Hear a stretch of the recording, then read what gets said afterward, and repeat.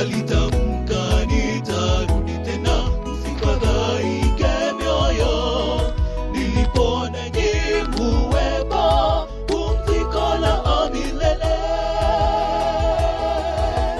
Mioyo yetu yasubiri kuja kwake Bwana, alitamka nitarudi tena, msifadhaike mioyo.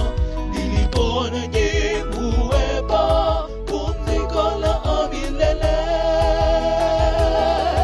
Je, utayari ndugu yangu kumpokea Bwana ajapo mawinguni kuchukua wote